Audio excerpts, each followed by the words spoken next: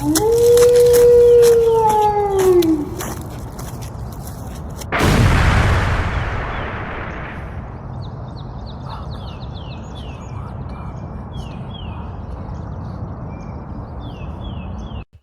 it recording? It is now. It's on red.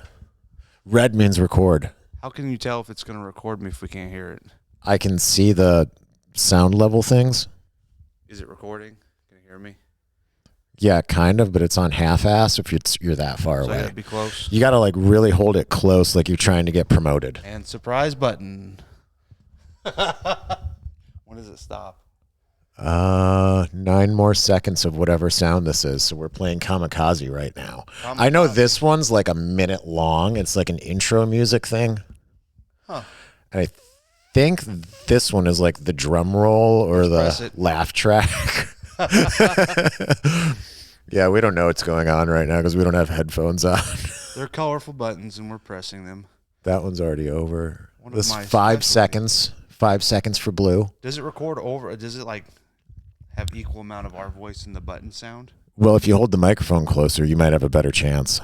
Oh, I gotta like spit in the mic. Like if you look at those sound level things, like when you talk into it. What if it catches my breath like the whole time, just like labored breathing a little bit too close? Like if you're doing this, and you're like, I like chocolates.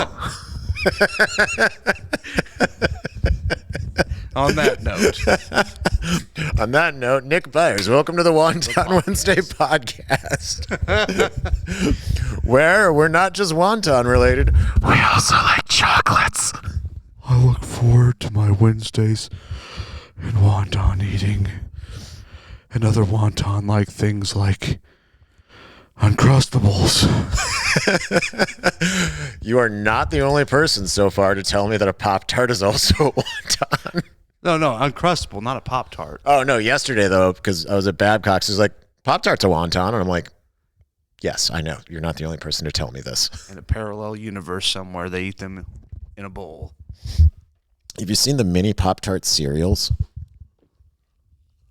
I didn't know it was a thing. It was like one of those super limited release things, or maybe I just imagined it. But I remember seeing like miniature Pop-Tarts in like a cereal box of them. I was just like, what in the fuck? That's odd. Do you know what another great thing was that I fat kitted out on for a while? Do tell. Golden Grams S'mores Remix. What? A golden graham s'mores remix, like the... Okay, so it was Golden Grams, and then they had like miniature packages, like, I don't know, maybe the size of my forearm. And then it was also filled with mini marshmallows and chocolate chips.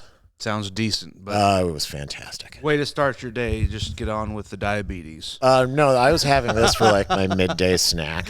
I love it how they push sugary cereals as like a start to people's day. It's like start off on a high note and crash. Part of a balanced breakfast if you eat these 5 other things with it. It's like a glass of orange juice, pure sugar. Like a pancake, sugar. Body shaming should be back in. Speaking of which, I need to body shame myself. I can help. I'm nowhere near my Marine Corps weight. None of us are. Yeah, you're close, Steve. You're probably skinnier. 10 pounds over actually. 10. Oh, because I was like 170-ish in the Marine Corps days. I'm like 180, 185-ish now. But like most of it's like extra leg muscle. Like I'm still similar build. That's about it. I have a sedentary job. I have an active job. I meal prep for myself still, and I try to find gyms and other stuff to do. But smart. Yeah, I mean, I thoroughly enjoy it, and I'm on the road. I have nothing else to do but to entertain myself, and I don't like TV. I chase kids and eat their leftovers, but I have a dad bod, so it's all good. That's what people like now. That's what I hear. There's nothing wrong with that. Hey, you're okay. We're okay. We're all okay with each other. As long as you love and accept yourself as much as you love chocolates. Wontons are so good. Breathe heavier when you do it. Breathe heavier. Let everyone know you're feedback. there. We need headphones, and I really need the screen in front of the mic. You need the mic screen so you can, like, with the headphones, so you can pretend you're Halsey, like, singing into it, being like, All the things she said, running through my head, running through my... That was Tattoo, I think. I don't know. This is I the don't know Russian the reference. Lesbians Tattoo. I've heard the song, but I don't know the... I'm really going to have to get you up on the Russian lesbian pop scene. I didn't know it was a thing. It is in my mind. I believe... I thought that was a Pornhub channel you're just reciting. No. There was like a Hey, song that was like popular like my senior year of high school. Which button is the Pornhub music? Is that one? Oh, it's definitely that one. 2, 1. We have no idea what sound that was. Mystery button. Yeah, so I got to like really read through the instructions on this thing better because like you can like set this up to like have different like pages basically. So you can have like page 1 of that and like flip it, and then you can have a page 2 of like recording things we're pressing. Huh. Yeah. So we could have like tons of fun with it. That's something you need to work on. Instead of just doing this. Just chaos going on right now. This is going to be interesting to hear all this. Now, if we're talking, it's still going. It's still going. Does it play over our voices, or is it like? I don't know. We are so gonna find out. Like we could just be like a just nothing right now, just playing all those buttons, or we're talking over it and you can't hear the buttons. I really wish I knew. I can hear the buttons. I can hear the buttons. You know what? I have the volume on the buttons all the way down though. So it's not been playing anything? It might not have been playing anything because here's the volume knob. Is that volume as it records it or volume as it plays it through the headphones? Yes. So we don't know. Exactly. Sounds like we need to press some more buttons and plug some more things in. Hold on. We have the volume at half for that now. And let's go. All right. There. Hopefully there's something now. So next time, labels. Yeah. A guide of sorts. Yeah. What they could watch is just nothing. Oh no, like because I've pressed those before. Like I've plugged in headphones and like okay, that's what this is. I'm pretty sure this one is the fuck. Just burped. I think this one here is going to be like I think I'm pretty sure that one's that one. So like, hey, knock knock, who's there? Smell mop who? I don't want to smell your poo. The kids loved that one.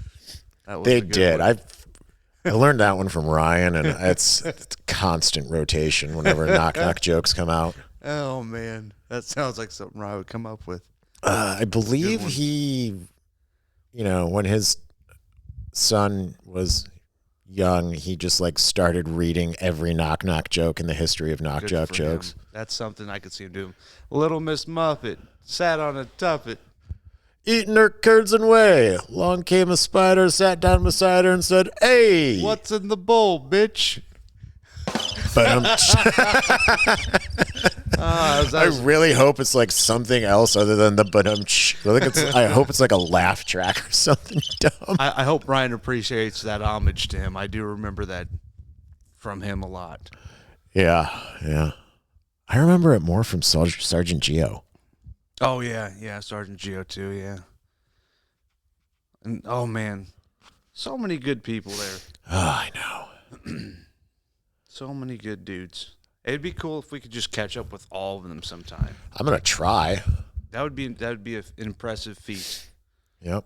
Get a hold of them, try. The one I'm having, like, I know I'm friends with Reggie on Facebook and Instagram, but I don't know. I don't know if he just doesn't respond or doesn't look. Yeah. Or maybe I'm just not trying hard enough. I don't know. But you're talking about Dela Cruz. Dela Cruz? Yeah. Oh, Denver. How about Rizzo?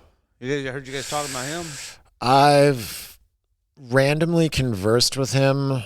It's been at least a year, though. But I know he's down in Florida, and I know he's alive. Oh, that's good. But I'll eventually get a hold of him. And I don't know what he's up to or how busy he is, but he seemed pretty busy when I was talking to him last. Yeah. But it's easy to get that way in life, Mm-hmm. Especially you start having a family, popping out children's jobs, and responsibilities and all that stuff, and then occasionally get a random person be like, "Hey, I'm in Memphis. I'm gonna come up and see you." It's like I haven't seen you in forever. Do it. All right, good. It's been 10 years and I missed your face. Yeah, I did miss your face. You have a very pleasing face. Why are you covering it up with all that facial hair? You know what that reminds me of? Story time. Gather around. It'll segue nicely into this one. I feel like you just set that one up on purpose. I actually did not. Oh, yeah. It was the good old days of VMMT. Or no, it wasn't 204. It was 22. VMX 22. This was checking into 204 to then be kicked across the hangar to VMX. So it was like schoolhouse, check into 204. All right, go over there because we have no birds. PTAD or whatever they called it. Yep, I believe PTAD's correct. And that was soon after I was in airframes there. I got a late start on the rest of you guys in class because I had my foot broken. That I broke in the boot camp during the Crucible. Fell off an obstacle and remember that painfully to this day. Had an avulsion fracture on my 5th metatarsal and it popped all the way off. And then every time we'd get our boot checks, I'd screw something up so I'd get hazed so they wouldn't kick me back and I didn't want to get stuck. And then one thing led to the next. Go on to be a airframes and hydraulics mechanic when they switched me out of my other MOS at Pensacola. Made some friends there, made some enemies, scared a poor little Indian kid because he thought it was wise to talk crap on me because I had crutches and he was a lance corporal and he thought he was entitled to be an asshole with no repercussions and he found out otherwise. I love Tommy telling that story. He's like, that was the first day I knew we could be friends. But I digress. Back to VMX 22. So it's cold outside and got all of our cold weather gear on. Got my stocking cap and our gaiters that go up over your face where it's just your eyes showing, and everything else is covered. It's cold out. I go into hazmat and go to check out something, and my good buddy Steve here walks up. He goes, "Hey, how's it going?" Like, I was like, "Dude, why the fuck are you talking like that?" He gets this real surprised look on his face. He goes, "Oh shit, I didn't know it was you." I was like, "Who'd you think it was?" He goes, "Well, with them eyes, I thought it was one of the females." Like, damn it, Steve. No. From there on out, I never had my face covered. I thought you were gonna tell that it has a nice shape, sir. Story. Oh, was that on the baton? No, that was checking into 204. I wasn't there for that one though. So we all checked. So we graduated the schoolhouse, went to 204, checked in, and Colonel Kane has us all in the hallway. You weren't here for this? No, I was broke, Dick. I got stuck left in the schoolhouse. Whatever they call that command, Matzig. Yeah, Matt. Was it Matzig 21. Doesn't matter. NATSI, Naval Aviation Training Command, MAR Unit. NAMTRE MAR Unit. NAMTRE, yeah, NAMTRE. Yeah. Oh, NAM. I got stuck back there because I had to get surgery on that avulsion fracture because I kept letting it go on and finagled my way because I was supposed to be on med hold in Pensacola, but I really feel like Farva should tell this story because he loves it so much. You saved that one for him. Yeah, I didn't check in with you guys. I thought you did. No, I didn't check in with you guys. I was late. I was behind a couple months because I had got surgery. They put me on con leave for a couple weeks, and then I checked in. Like, you guys checked in, what, June or something like that? May or June, I'm not sure. Yeah, and then I was stuck there till like August or September. Like, I ended up, I was still supposed to be on like limited duty or whatever it's called, and I managed to be able to talk my way to getting over there anyways because you're supposed to be on med hold and you're not supposed to go to your next command without getting off med hold. So right, I ended up being able to do that, talk my way around that. I thought you did come with us. Nope. That was hilarious. There was I thought that was, you said something slick to that admiral on the baton. Ah, fuck. I can't remember what that was, but that had us rolling too for a minute. I wish I would have wrote that down or something. I don't remember. It was you, me, and who else was down? Was it Easy? Easy was on the boat. I think Ryan was on the boat. I don't know if Ryan was there by us that day because he was on. I can't remember. Yeah, I think I was on day shift. I got stuck. Oh, Ryan was on day shift too. Ryan was Yeah. with me because him and Truman would always hang out together, and I'd sit on my shitbird perch. You remember that? Yes. So to paint, And the I was just picture, in the airframe shop as like, I'm corrosion control and I do nothing. Weren't you guys down that little hellhole thing though into the shop below us? No. What did we do that? We I was in like the back of the frame shop. okay, But I like literally did nothing. I think I did one thing on in the the boat. back. We'd always open and climb through. Or you remember that? The hatch that went out to the fantail? No. That was when we go out and talk to the Navy people that were out there with binoculars all the time, Yeah, my buddy Keith was one of them. and threw bottles at dolphins and stuff. Yeah. We're getting No, going did you meet after. my buddy Keith there? I think I did. Yeah, he was one of the boatswain's mates that was back there randomly, and like he's from my town, like, and so I was just like, when I found out we were going on the Baton, I like texted him like, Keith, what are you doing in 2 weeks? He's like, we're doing like this stupid thing, and I'm just like, yeah, that stupid thing is my unit. I'm gonna see you. He's like, not so "Sweet." stupid anymore.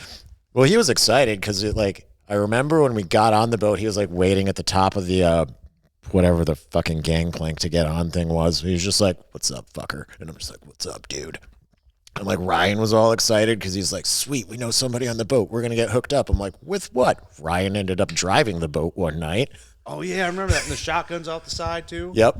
And then getting to go down the engine room. Yeah. So like Ryan did it. Ryan's thing, which is took one person that I knew, turned it into becoming friends with the entire ship, like.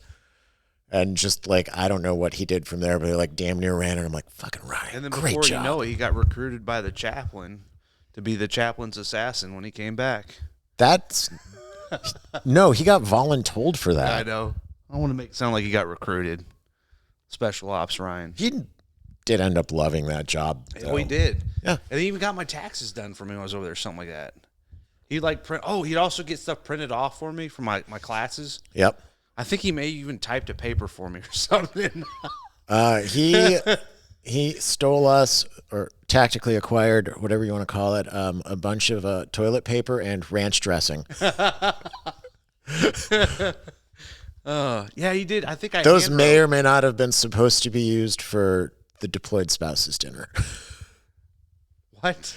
So the chaplain held the I remember that, dinner yeah. once a month for deployed spouses, for like whoever's Toilet paper? The toilet paper wasn't for the deployed spouses. That was just for the chapel. But like the ranch dressing and the cheese that he would take, it was supposed to be I for was that. wondering about what the hell they're doing. Yeah, there. you Is gotta it you gotta toilet wipe your paper ass at the way chapel out? somehow, and they only put it out for the deployed spouses. They don't leave it out for the Marines because Do they get diarrhea every time they came? well, if you ate chaplain's food, you would get diarrhea too. It's been Sorry blessed about with this. holy water. Better be prepared than not. Have you ever seen the holy water? It looks like it's got like all sorts of people's sticky fingers in it. Hi-oh! I don't know what I pressed. The holy bidet. Oh, God. Bless your butthole.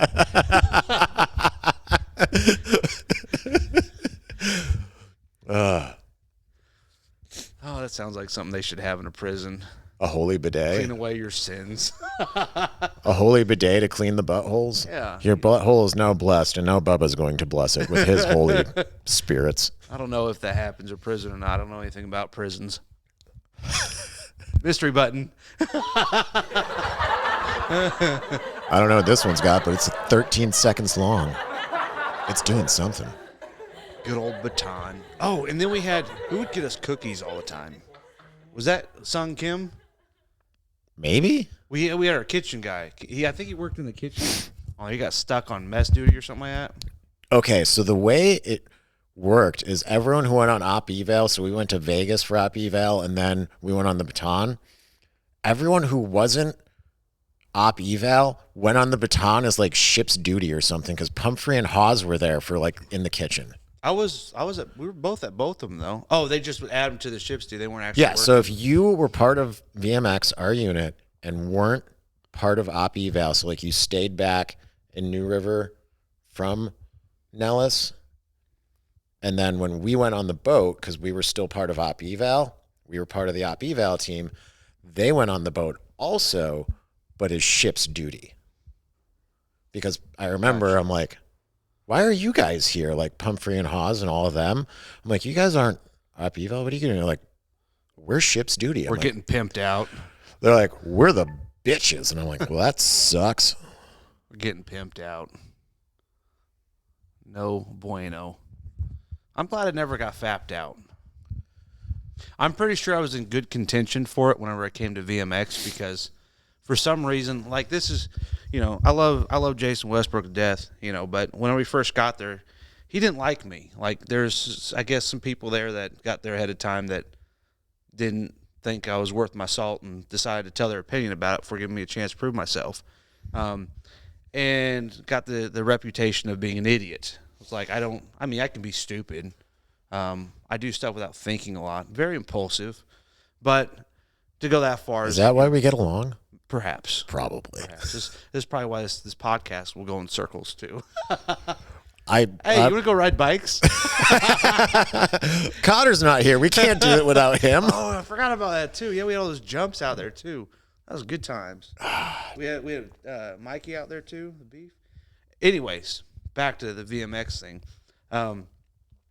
He'd always write, Wes would always write in my counselings. I still have them on a 3.5-inch floppy. The little plastic ones. Yes. I saved everything. There's somewhere in my house. I've got my my training jacket, too.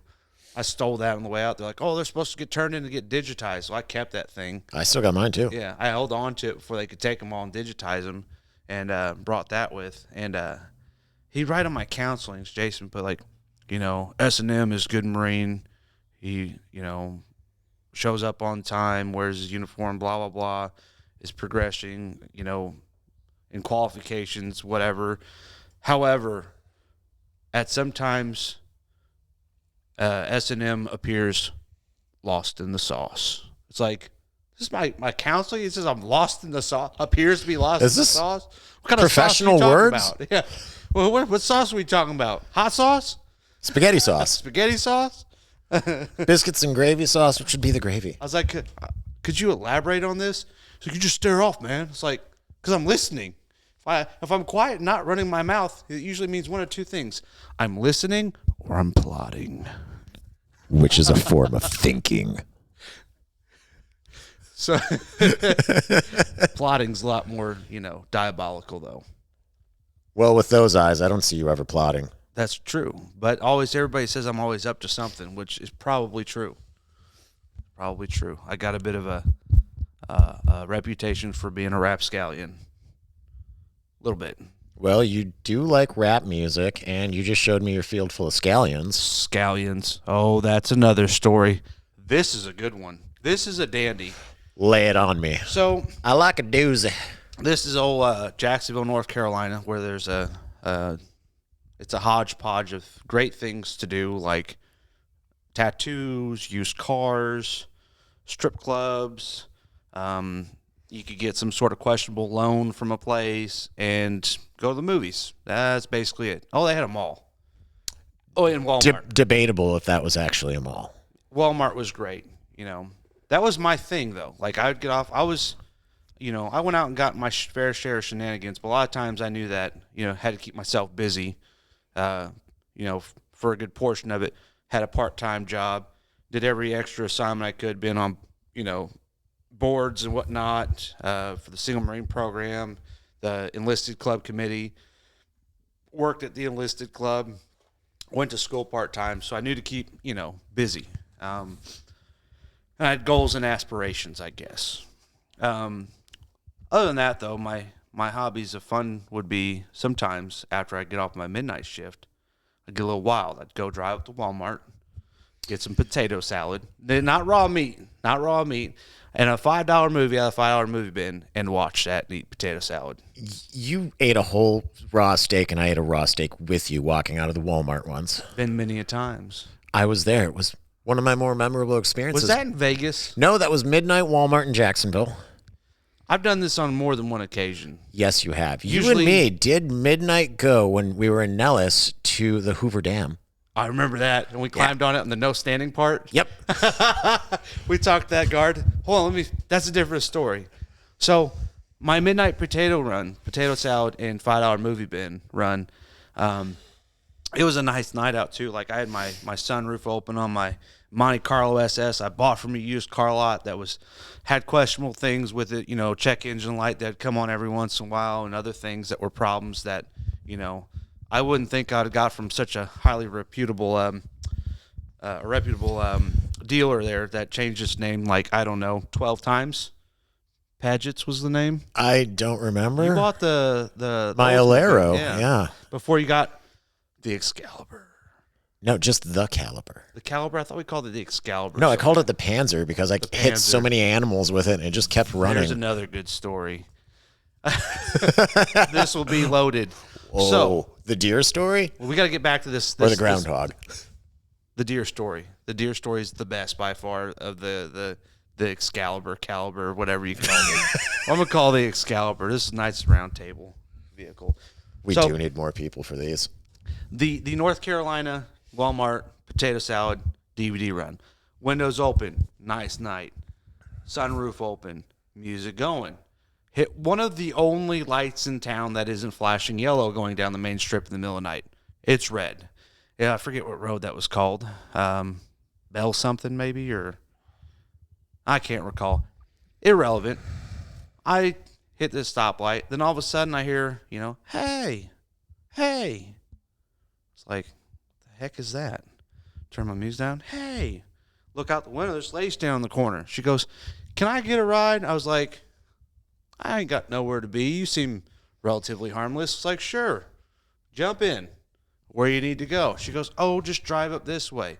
I was like, you're being, thinking like this is really non-specific. Like, you give me a destination, then tell me. Just drive up this way. I was like, okay, whatever. It's like, so I start driving, and then she's like, you just keep going this way. I was like, well, where do you need to go? She goes, oh, I'll show you. She goes, so what are you trying to do tonight? I was like, well, I just got me some potato salad and this movie. It's like, I'm going to go back to my barracks and eat potato salad and watch a movie. Thanks for asking. What are you doing? She goes, no, what are you trying to do tonight? I was like, I don't know how to tell you any other way, but potato salad, movie. I might, if you need to get more specific, I might take a shit. I'll probably go pee. I don't know. Like, I'm going to sleep eventually. She goes, no, what are you trying to do? I started thinking, I was like, oh, dear God, please not let this be what I think it is. I said, I don't mean to be offensive or anything like that, but I don't think I understand. But are you a prostitute? Don't be mad if you're not, because I'm really confused. She gets mad about it. She goes, oh, not a prostitute, but if you want to call it that, you can. For a call girl or something, I was like, whatever. It's like you do sexual favors for money. You call whatever you want. I was like, we'll call you a knot polisher for high dollar. I don't really care. I was like, I'm sorry. This is a misunderstanding. I thought you really needed a ride. Do you want me to go drop you back off on your corner? She goes, no, I'll take a ride. I still need to go somewhere. I was just trying to make a little extra money on the way. I was like, this is really weird. I was like, all right. He's like, I'll drop you off. So we get going down. And it's on this, we get we're going inside of town. I'm going towards New River. And we take a left off this road that, I've passed by before, never driven down it before. And it's almost like it's a non-really inhabited street. And I start driving down, and then there's no street lights. I was like, oh, great. I'm going to die. She's going to stab me or losing a kidney. Try to kill me and take all my money. It's just kind of like, oh, crap. We get down this road, and she goes, you sure you don't have any money to help me out? I'm like, damn it. I was like, this is bad. I was like, I should turn around. I was like, something's bad is gonna happen. I was like, I gotta give her some money. It was like, I had like a 5 and a 20 in my pocket. I was like, I reached in my pocket. I was like, I got $5 you could have, and I'm pretty much broke until payday. I spent all of it on this movie and this potato salad. We don't make that much money in the military, but you can have it. I reach out, kind of slide out of my left pocket because it's towards the door, and it's like, kind of look at it. It's like, oh, sweet, it's a 5. I hand her. It's like, that's all I got. Everything to my name. I was like, and you can have it. It's all for you. I was kind of like thinking, don't kill me. And she goes, oh, thank you so much. She's like, I appreciate that. She goes, are you sure? She's like, you don't want to go to a teller or something like that? You get $10 more. I can make you feel real good. I was like, damn, $15? That's a pretty good bargain, but I don't want anything that comes with it. No, thank you. I was like, I'm good. So we drive down, and then finally there's a couple of trailers and a street light. So it's like, okay, we're cool. Well, I turned left down this road. She's like, it's right here. Well, there's a couple of suspect-looking individuals out there sitting on a couch outside. And I'm like, oh, great. She's got drug money now. It's like, so I drop her off. I back up out of this driveway, and I go to take off. And I keep going the way I turned instead of going back the way I came from because I'm just like, get out of here, get out of here, get out of here. And I just peel out, go down the street, take a hard right because it's the only way to go. And then I see this great big yellow sign that says dead end. And I'm like, shit, I got to go back the way I came. And these people are like, what the hell's that guy's problem? That guy's an idiot. And I say, they wait by, I just floored it, boom, took off. I was like, that was awkward. Never going to do that again. And then there's the thing about the scallions. The second time I unknowingly picked up a prostitute in North Carolina. You just got a face for it. This one's great. So this one I was at Tommy's, and he lives nowhere near civilization, out in the middle of nowhere. And in a different county than the base is in, which is a dry county also. It's like 2 different counties away. Yeah. Yeah, you got to go through one county then the next to get there. I mean, it was like an hour drive. Well, I was on convalescent leave from the second time I broke my other foot, and they had to do surgery on that one, and I had to wait there for a doctor's appointment before I could jet out and go home that week. And I was taking a movie back to the movie store, and then I was going to go back to the barracks, and I'm on the edge of town, like in the country, and I'm driving. It's cold out. And all of a sudden, I see this lady, like, frantically waving her arms. It's like an older black lady. And I drive by, and I was like, stopped, as soon as I could, turn around, came back, and I didn't see her. I was like, that was weird. I was like, it seemed like she was in trouble. Like, I thought maybe she got in a car wreck or something. So I passed the point where I thought I saw her, and then I turn around, come back again, and then I see her again, like coming up out of this ditch. I was like, that's weird. And I pulled over. I was like, are you all right? I was like, you need help or anything? He goes, oh, God, yes, thank you. God bless you, blah, blah, blah, blah. I'm so happy you stopped. She's like, I was like, what's the matter? She's like, can I get a ride? I was like, yeah, it's cold out. Jump in, And this is the last thing I'm thinking is, apparently this is just something they do. That they ask for a ride, then they proposition you. Like, they like having the ride to somewhere, but they're like, why not make $5 on the way, I guess? I don't know. This has never happened to me. I just want you to know. I do. I've got the craziest luck. I mean, there's. Is it luck though? I mean, most people probably would have kept driving. Most people would have. Yeah. I think it's just your Midwestern niceness and, yeah. Yeah. I mean, I do try to stop for people getting car wrecks and stuff like that. That's different. Run into beekeepers, stuff like that. Car wrecks is different because you know what you're getting into. Well, I thought this may have been like an overturned car. I don't know. I see her frantically waving her arms, and I was like, it's cold. And, well, I get the story from her. I was like, what's the matter? I was like, you okay? She goes, oh, I'm fine. Just need to get away from, my boyfriend. His girlfriend or his wife said that I drank all the liquor, and then we got in a fight. And I was like, oh, great. Now I picked up a winner here. And you could smell the alcohol as soon as she got in. So I'm thinking she probably wrecked her car. But then she's honest with me and tells me that, it's not, a wrecked car is domestic. With her boyfriend's wife because she drank all the liquor. I was like, we got a winner.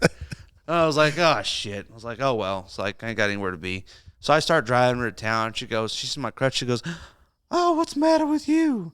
And this is after she's like, oh, God bless you. She asked me if I had a girlfriend. I was like, yeah. I was like, I got a fiance, She's like, oh, she's so lucky to have you. Such a sweet, nice young man. I was like, yeah, okay. And then she sees my crutch. She goes, what's the matter with you? I was like, oh, I had to get surgery. She goes, oh, you trying to get some scallions, huh, with that? And I was like, pardon me? She goes, yeah, you trying to get some scallions. It's like somebody played pity on you. I was like, pardon me, but I don't know what onions have to do with this. She goes, no, scallions. I was like, what's that? She goes, head. I was like, not well. That wasn't the route I was going. I didn't go and intentionally break my foot to get head. No. Where did you come up with this? She goes, oh, okay, yeah. I see what you're trying to do. I was like, this is odd. So I start driving her to town, and she's like, same thing. It's like, all right, you ain't trying to get any? It's like, I make you feel real good for $5. Like, what the fuck? I was like, really? Like, I mean, I'm no pimp or, have any experience with prostitutes, but set the bar a little higher for yourself. $5. I mean, maybe it's just something like it's such a good deal, people jump on it. Maybe like the bargain bin, like my $5 movies. It's like it's $5 for a movie. I'm gonna buy it. Maybe that's like the commonality, but like they're selling themselves short out there. Yeah, but the $5 movie bin, like the movies in it was like 3 movies. And the movies don't have herpes. Exactly. They're not questionable life decisions. They're just a movie. They're just 80s action movies. If you don't like it by the time you're done with it, you don't have to live with it. You can give it to someone that just moved into the barracks. You can just be like, here you go. No herpes, I swear.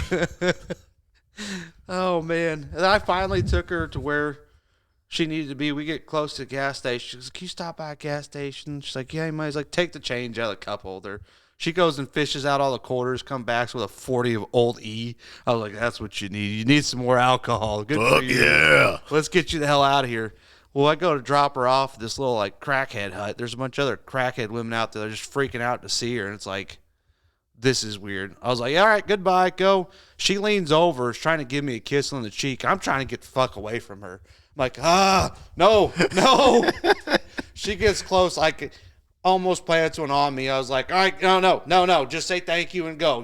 She gets out of the car. I go to the nearest gas station, buy them out of all their, I think I got like rubbing alcohol or hand sanitizer or something, just like cleaning the shit out of my car seat with it. I was like, God damn, $5 blowjob, hitchhiking, crazy drunk woman in the middle of nowhere, North Carolina. Needless to say, I don't pick up people who ask for rides anymore. One almost got me the other day. I was coming home from work at a gas station in town next to us. This girl comes up. She goes, hey, I need a ride. I was like, sorry, I don't give ride to strangers. Nope. There's your lesson, folks. Not doing it. I know what happens to this. You're going to start talking about green onions or needing $5.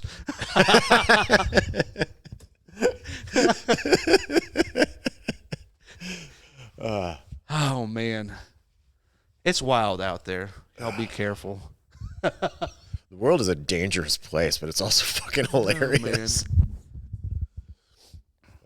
So anyways, one of my more favorite midnight Walmart stories with you was not the steak eating one, but walking out of the Walmart. It's like midnight or whatever the hell it is. We got our potato salad, $5 movies, whatever fucking things we bought that day. Pizza pockets. Probably. Hot Pockets are the shit. Yeah, Hot Pockets. And get out underneath like the glow of the Walmart parking lot lamp. There's this like pristine like 1980s Camaro, and there's this dude in a jean jacket with a mullet smoking a cigarette getting into it. I'm like, oh, it was like my unicorn moment, like from like a movie where they see a unicorn, they're like, they are real. I'm like, oh my God, he is real. It was Is like, this something you strive to be, Steve? no, it's just like one of those things I like seeing. Like, it's just like, I'm a collector of like stupidity. Did you know mullets are a thing down in this part of the States here? Yeah. Up in this part of the States, wherever you are, perspective based. Do you remember how excited I got when they had like the billboard for the Mullet Festival and where is it, Swansboro or Morehead City? And somebody had to break the news to me that there's a fish called a mullet, and I was just like, fuck. That was not New Bern, New Haven.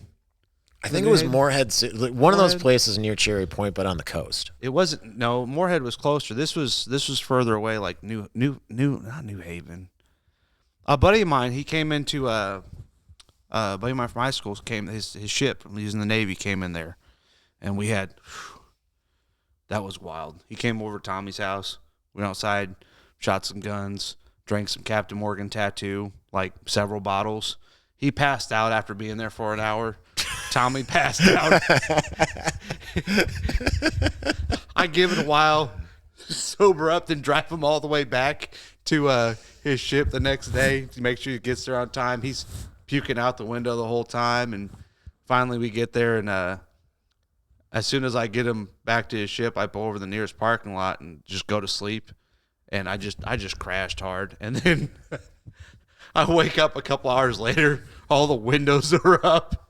I'm like, sweated out. Like there's not an ounce of sweat left in my body, and I've got the worst headache in the world. I open the door and I'm just, dry heaving everywhere. I'm like, I made bad decisions. There's like a sweat outline on my seat. It was all evaporated. So it's just like a salt ring in the shape of Nick. I go to a gas station. I'm drinking Gatorade and throwing it up instantly. I was like, oh, fuck, I've got to hydrate. The Marine Corps was right. More hydration.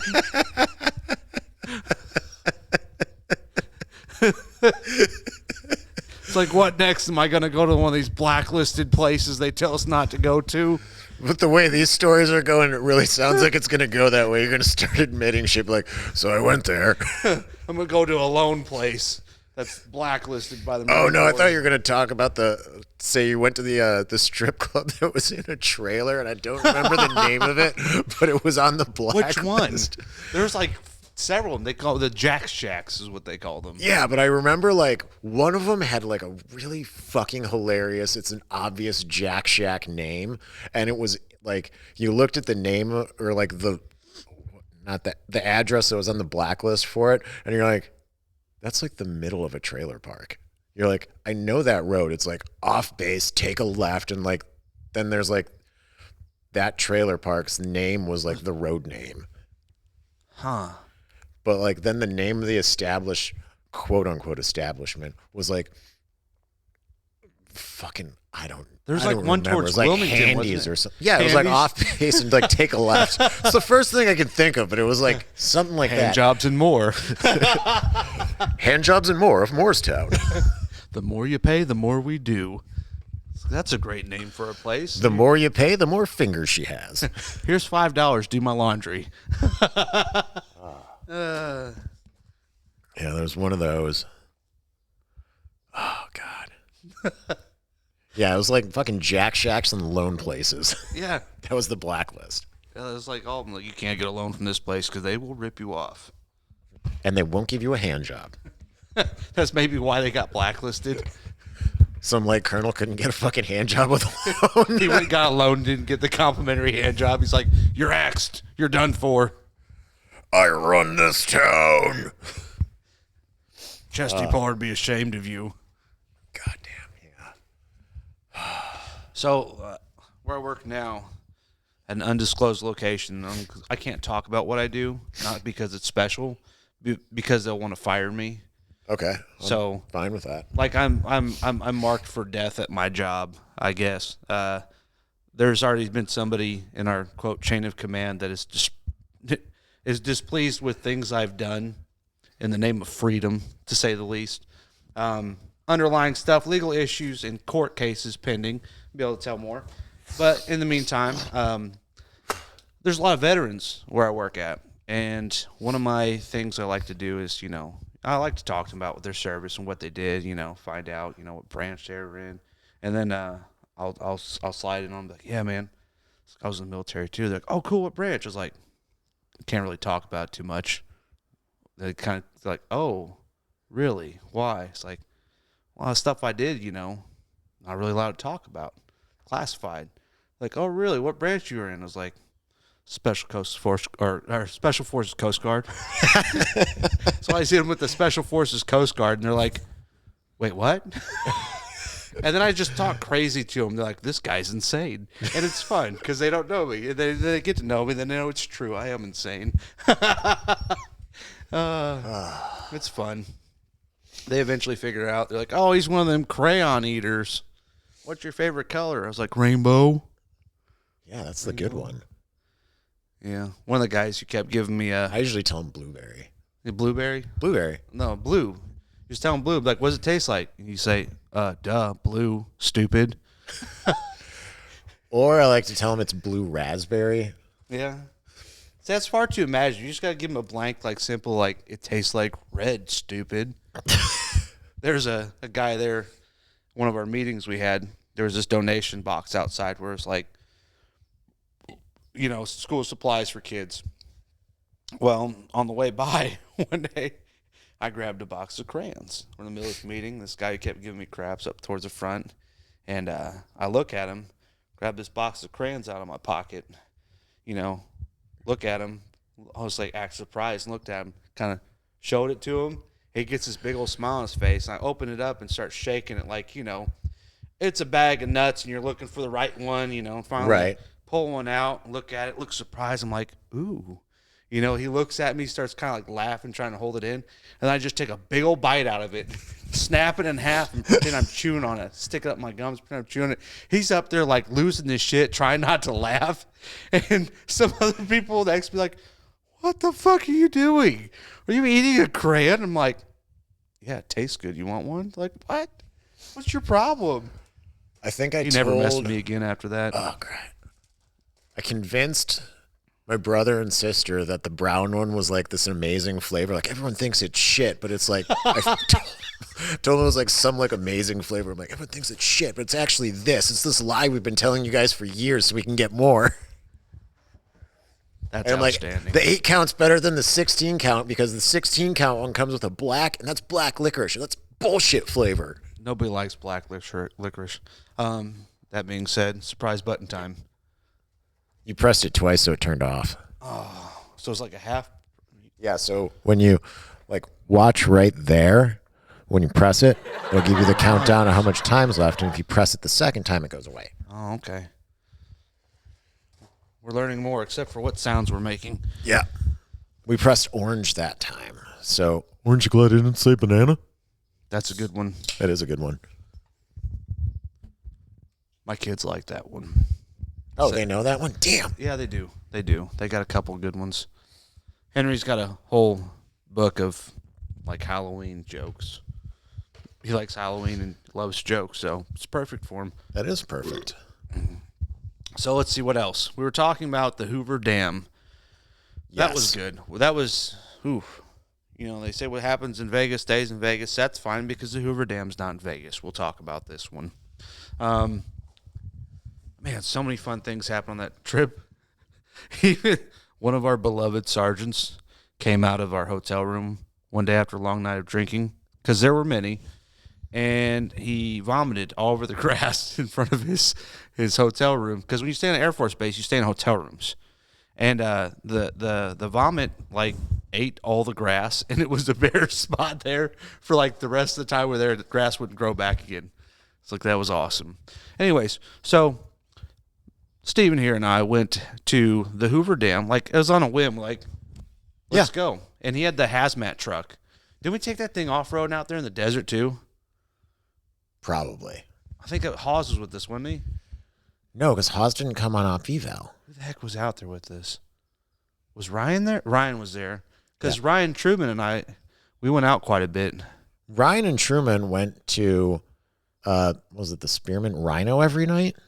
They went out a lot. No, they literally went to the same strip club every night.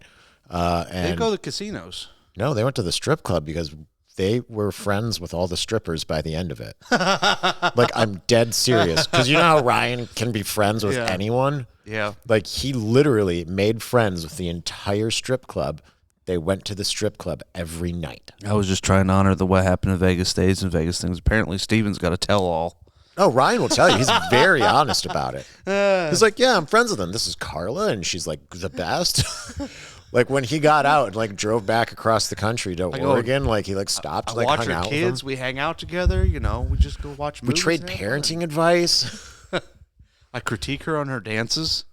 I don't know if they dance anymore. I don't know if he still talks to anyone anymore, but I remember like he was like randomly texting them like, oh yeah, I'm talking like so and so. I'm like, who the fuck is that? Like, oh, she's from Vegas. I'm like, okay. Huh. Tell me more. Old Vegas. Who was that one sergeant from Mal's or Mag who was like the NDI tech who came out there? He was fucking wild. Oh, yeah, I remember his name. No, I just remember like he went out with us one night. He disappeared, and then he came back the next morning, and he had like this wild story of like, I met this black family, and I spent the night with them, and it was just like, sorry, could you say that again? damn it, Watch, what the fuck? AI spying on you. AI, you're going to have to wait to hear this podcast. Fuck you. Oh, I forget his name, but yeah, he was cool. Yeah. But yeah, the Hoover Dam. Hoover Dam. Just like out of nowhere, we're like, let's go to the Hoover Dam. It was middle of the night, wasn't it? Yeah, pretty much. And we drive out there. I don't know if we even had directions. No, we just kind of went, it's got to be this way. And we found it. Yeah. And then, like, this is, after 9/11 and everything like that, so they had heightened security. They had guard shacks at each side of it on the road where they'd check you after a certain time when you're going through, and they'd log you through one way or the other, right? Yep. We talked to the security guard, and he's like, oh, yeah, technically it's closed, He's like, you guys aren't supposed to stop, I'm supposed to call you through the other side. I was like, oh, man. It's like, we'll just drive through and come back. He goes, well, it's like, no, it's fine. He's like, just how long you guys think you're going to be? We're like, I don't know. It's like, just walk around maybe 30 minutes out there tops. He's like, Yeah. It's like, all right, just go out there. He's like, you should be good. Nobody's going to be coming by. We also flashed our military IDs. Yeah, we showed him our military IDs. Yeah, and that's made all the difference in the world. He goes, I ain't got to worry about you guys. He's like, yeah, go out there. He's like, you got 30 minutes. Just whenever you're done, come back. We're like, awesome. Sweet. So we go out there. We're looking after. We're thinking about throwing shit off. We're like, no, we can't do that. But there's this ledge out there, I think I've got like one of the few pictures I have We did take pictures. where it says no standing, and we got our feet right next to the thing. It says no standing. Yep. And it's a huge drop off down the edge of the dam. It's like, But, oh, we're yes. young and fearless, and we can't see, like, how far our death is. So it's like, whatever. And we're Yeah. just, like, smiling like idiots. Survived it. Many close brushes. There'll be many more. The more you survive, the more invincible you feel. But yeah, that was hilarious. We were taking pictures of the no standing on ledge, and eventually like, yeah, that's cool. And then we just drove back and thanked the guy, and then went on with their business. That was the Hoover Dam, climbing on walls to say no standing. By the way, the Hoover Dam was off limits on our fucking eval. It was? Yeah, they told us we weren't allowed to go to the Hoover Dam Why? because it was, like, quote unquote out of bounds or too far away. That sure stopped us. Yeah. Kind of like on our 96, like they had the little bullseye map. They were like, oh, you can't leave past this circle. Every 96 I had, I'd be driving back to Illinois to see Dude, the I old lady. drove back to Fredonia so many fucking times. You came on to 96. you came to Southern Illinois with me one time. Yeah, more than once. Yeah, just straight shot. Just get off work, keep driving. Man, there's one time I thought I was screwed.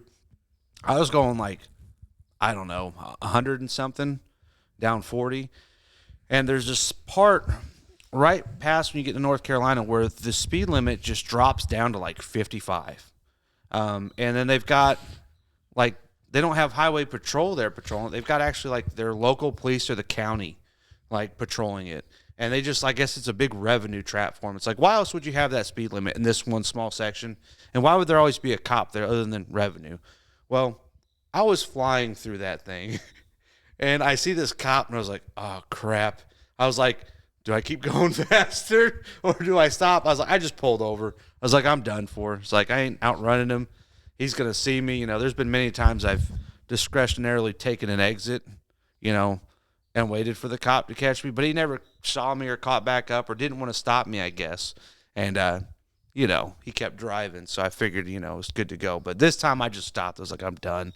I was like, oh, man, this is just right out of bounds, too, for it. And I got a ticket.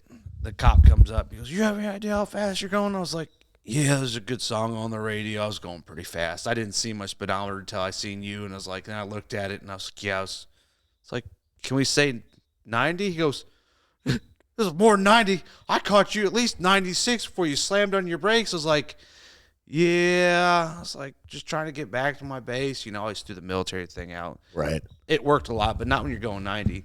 He's like, this is reckless driving. He's like, I could take you in right now. I was like, oh, shit. I was like, I'm done. He's like, well, I'm going to write you down to, just under the spot to where it's under that. And then he's like, you're going to have a big fine. But I was like, I appreciate that. I was like, I thought it'd be cool if you let me off, but I can't be mad at this. I was wrong and you caught me.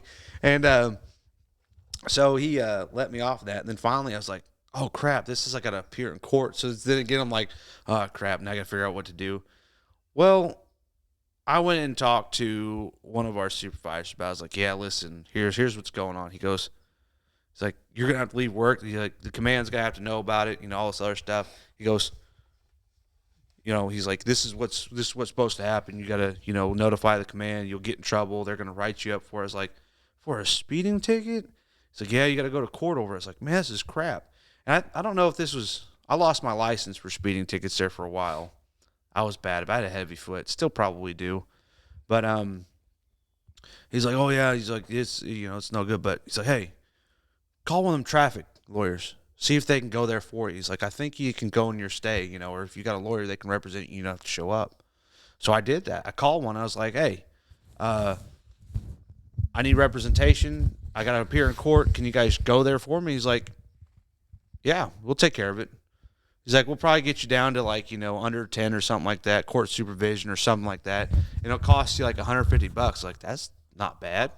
He's like, and you have to pay court fines and stuff like that. So all in all, it's $250. I was like, that's the price of the whole ticket of what it is now. I was like, all right, let's do this. Kept on his word about it. Did everything he said got it moved down. I was like, man, that's the way to go, Get a lawyer. Fuck yeah. So it worked out. I didn't get screwed over, didn't get NJP, nothing like that. It's like, that worked out. Then I lost my license a little bit later after that for too many tickets in a certain amount of time in the state of Illinois before you turn 21. If you had so many tickets before then, you suspend your license for 6 months or something like that, which they did. And then, yeah, I don't think I really stopped me from driving. I don't remember you ever stopped driving. Yeah, I don't remember it really having too much of an effect on me. I may have hitched rides for a little bit. I don't know. I don't remember. But I did lose my license for a little bit. I got my base driving privileges revoked for a little bit. Oh, yeah? What'd you do that? Cell phone usage or something? Probably something dumb where it's just like, damn it, I can't drive. And they were going to take my, base sticker off of it. But Staff Sergeant Chris was like, no, because I have 2 other Marines in this shop that use his car too, which was Haas and Pumphrey. And they legitimately did. Yeah. So he pretty much convinced them to make me do volunteer work somewhere. Huh. And that's what I did. Restitution. Pretty much. Old Danny Pumphrey, he came up one trip we came up here. We went and picked his motorcycle up and brought it back because he's from Lincoln, Illinois. It's right down the road from where I lived at the time, or where I was from, where my family is. And we drove back, and it was like a blizzard or something like that in Kentucky. And we were just flying by. I think we used Hawes' truck for that one. Oh, I remember the story. And then Hawes had my Monte Carlo. I think something ended up happening with Hawes' truck or something like that. I don't remember. I think Danny had to fix it or something like that. Yeah, we drove that thing all the way back. Was this the one where there was the snowstorm, and so you guys got trapped behind people, so you put it in 4 low and then sped down the median? Yep. Kentucky? Yeah, and then that's what Leroy got pissed about. He's like, you motherfuckers did that in 4 low? I don't remember exactly. I think it was 4 low was the thing he was pissed about. You went I can't 50 say it was and my 4 low idea. down the median. Can't say it was really my idea, but, I can imagine it not being. I wasn't against it. It's like we were kind of, in odds on that. Gotta get back. My family was all like, we went to it was Christmas or something like that. And they're like, you were in that blizzard? They had traffic stop for miles. Like, yeah, we saw it as we passed them. They said the interstate was closed. Like, pretty much. we blasted right through that. And then on the way back in North Carolina, there's a dusting of snow. That may have been, or was this that be up by Asheville? This was maybe Greensboro. Okay. Maybe it was when you were with me. Somebody was with me, and I was just whipping by these cars, and they were in North Carolina, you get any rain or even the slightest bit of snow, and people freak out. And it was a small dusting of snow on the road, and I'm going 55, 60 past them, and maybe even faster than that. And they're got their flashers on, and one of them I passed, plenty of room, not even close to them. And as soon as I get past them, they slammed on their brakes, skid sideways, and then drove straight in the ditch. I was like, what are these people doing? What the fuck? This is hardly any snow. You guys are freaking out and driving off the road. Do you remember So we would have been at VMX night crew, like the night that it just randomly started snowing at like midnight. And like, but we were done. And Staff Sergeant White was doing maintenance control back then, and he wouldn't let us go home because it was snowing. And like, I remember me and Ryan were there. ORM's we were a bitch. dancing outside in the snow, trying to collect snowflakes on our tongue because there was nothing else to do. Maintenance was over. Like, we were done for the night, but he wouldn't let us go home because it was too dangerous to drive. The snow was melting as it hit the fucking ground. That's hilarious. And we were just like, what the fuck? And Ryan's like looking at him. He's just like, dude, I'm from Oregon where it snows regularly. I have a Ford Bronco with 4-wheel drive, and the barracks is not even a mile away. He's like, nope, it's too dangerous. You can't drive in these conditions. We're just like, it's like the equivalent of sprinkling for snow. You ever heard of the Frozen Chosen? I'm like, what the fuck? Like this is just unheard of to me, where it's just like, you're lucky you don't Tuesday's catch a fucking frostbite. blizzard. It's just like, I'm like, I like, all I can do is dance in the snow and catch snowflakes on my tongue because I guess I don't control my own destiny anymore, and people don't know how to drive in fucking snow. I thought this was America. It's like, bro, my dandruff could coat a pavement more than this snow can. Exactly. Oh. Head and Shoulders will take care of this. Hey, when the benefits obviously didn't outweigh the risk, ORM, you know. Oh, yeah, yeah. You got to practice ORM. Now, if it were for a mission, you know, yeah, you got to do it. Oh, yeah. It's just you going home, though. That's not important. No. Apparently Mission getting accomplishment. Sleep. You know, they get their priorities. Mission accomplishment, and then troop. What was that troop? Maybe welfare? No, they never did that. No. Hazing. Troop hazing. Mission accomplishment and troop hazing. School is important. Machine guns are importanter. Oh, man. And that's how I joined the Marine Corps. You're hired. Take this test. What is this? Awesome. Welcome aboard, son. Here's your crayons. I feel like that should be a requirement. I want to go redo all my MCIs in crayon. I had a bunch of those for a while. I got rid of all of them, but just the books. Right. I was like, oh, these might be something someday. And one day I looked at them, I was like, this is stupid. I was like, spelling for Marines or math for Marines? Finance for Marines. I looked at it, I was like, good God. I was like, nope, throwing this in the trash. I think I did like M1A1 Abrams. I did a bunch of weird stuff like that too, like reverse osmosis water purification unit 1. Really? They had that? That's awesome. That one. But it was the whole system, I guess, was like obsolete or something. Which makes sense. I found that from is it Jason Bedell? Wasn't he like did something with that? I have no idea. I think he did something with that before, but I was doing the MCI. He was like from like Brooklyn or something. Like, man, bro, this shit's all whack anyways. He'd be like, God, I loved him. Oh, he was great. He's like, this shit's whack, man. He's like, this. They didn't even use this shit no more. This is all garbage. I was like, huh. I'm gonna learn about it anyways, because why not? I thought he was from Long Island. He was from somewhere up there. But man, that dude was awesome. He was great. Yeah. Kelleher used to bring me to like motocross or dirt biking. Like when he would go, like, do you just want to go? I'm like, sure. Like, I got nothing better to do this morning. And then we'd meet Bedell there, and like Bedell would just be like doing those big jumps and stuff on his motocross bike, and then he'd be like, fall. Never stopped him though. Never stopped him, and he's just like, kind of hurt my ankle. Yeah, there's something. Then Monday you'd see him at work, and he'd just be like limping around in like one of those boots like you had, and you'd just be like, wasn't that bad, huh? He's like, shut the fuck up. You didn't see anything. I'm like, damn right. See what? But now we're I don't know what you're talking about. I wasn't anywhere near Half Moon Motocross Park. A lot of solid dudes that we worked with, and chicks too. Yep. A lot of good people. I really like the civilian crew that we had. You know, Jim, Frabbit, Ken, Kevin, Gunny Miller. What was his first name? Oh, fuck. Oh, I'll think of it. But they were great, like, especially when they would just get on shit talk and all the higher-ups in there, because they were all, like, retired, like, you know, gunnery sergeant. Ken was an master E8, sergeant. right? He was a master sergeant or a I'm master. pretty sure of Ken guns. was an E8. I also remembered you weren't shit until you could learn how to speak Ken. Yeah, but Yeah. actually, what you got to hear is what you see. What you see here is we got this, and it's like I understand you now. But at first, you're like, wait, what? But the dude was a genius. Yes, he was. He was like He was an aeronautical genius. yeah. And I love sitting there like when they have those like conferences with Boeing about like certain things that were like constantly screwing up, like for like the new block mods that they'd put out and changes and whatnot. They'd we get to have inputs, and a lot of the guys the civilian guys like Ken would be on it, and he'd be like, basically what we have here is this is garbage, and he'd tell what's all wrong with it and stuff. Or we'd have a part on there where, like the hide 3 swivels.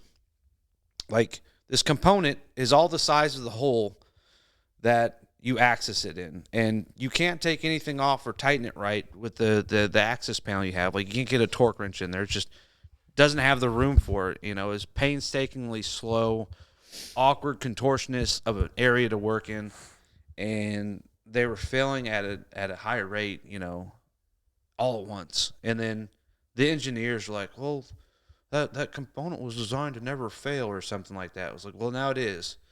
And then, like, well, we can't get in here and, fix it. We got, space limitations. Like, well, it worked on the computer generation, simulation or computer. What they did reference a computer, be like, well, in real life, you're wrong. It doesn't work.